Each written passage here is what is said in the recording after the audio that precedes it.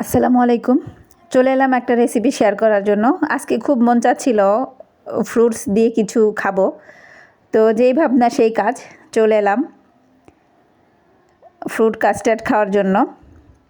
তো এর জন্য আমি 3 কাপ দুধ আগে থেকে জাল করে 2 কাপ করে নিয়েছি। তার সঙ্গে দিয়ে দিচ্ছি হাফ কাপ পরিমাণ চিনি। এখানে চিনি অনেক বেশি প্রয়োজন নয়, যেহেতু ফ্রুটসগুলো সবই মিষ্টি হয়। তো শুধুমাত্র দুধটা যাতে মিষ্টি হয় এই জন্যই দেওয়া।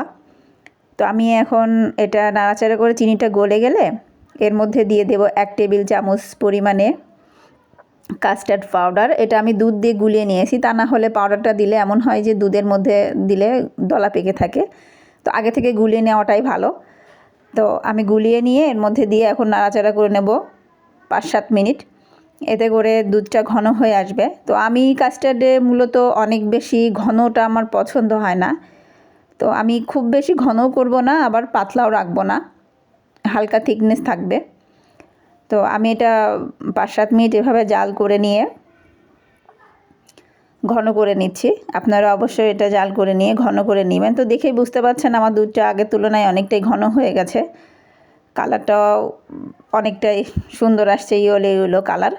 তো আমি যে ফ্রুটসগুলো দিয়ে আমি আজকে তৈরি করবো, আমার বাসায় আজকে ছিল চেরি কমলাগুলা, এই চেরি কমলা, আপেল, কলা, বেদানা, কালো আঙ্গুর। আর ফ্রুট কাস্টার্ডে আমার মনে হয় না তেমন কেউ এটা ট্রাই করেছে, কিন্তু এটা অনেক বেশি মজা লাগে। এটা হচ্ছে কচি ডাবের ছাঁচ।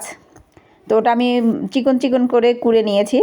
তো এখন আমি যে পাত্রে ফ্রুট কাস্টার্ডটা তৈরি করব সেই পাত্রটা নিয়ে এর মধ্যে আমি ফলগুলা সবই দিয়ে দিচ্ছি। তো ফলগুলা দিয়ে আমি যে আগে থেকে যে দুধটা জাল করে রেখেছিলাম সেটা এর সঙ্গে অ্যাড করে দেব। তো এই ফ্রুট কাস্টার্ডের বিষয়টা হচ্ছে যত বেশি ফল দিবেন ততই বেশি মজা হয়। আপনাদের ঘরে আপনাদের সাধ্য অনুযায়ী, প্রয়োজন অনুযায়ী যে ফলগুলা থাকে সেগুলো দিয়েই তৈরি করবেন।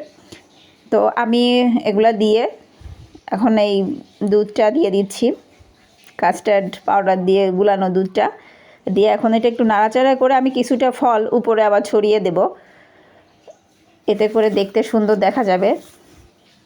তো আপনারাও চেষ্টা করবেন এভাবেই ট্রাই করার। যত রং বেরঙের কালারের ফলগুলা দিবেন ততই বেশি কাস্টার্ডটা দেখতেও মজা হয় এবং খেতেও মজা হয়। তো আমি তো তৈরি করে নিলাম। এটা ফ্রিজে রেখে খেলে সব থেকে বেশি মজা হয়। তো আমার এত বেশি তরসই ছিল না, তো আমি হালকা রুম টেম্পারেচারে যখন আসে তখনই আমি এটা আমার ফ্যামিলির সঙ্গে ট্রাই করেছি। আপনারা ট্রাই করবেন এবং অবশ্যই আমাকে জানাবেন কেমন হয়েছে। সবাই ভালো থাকবেন, সুস্থ থাকবেন। আল্লাহ হাফেজ।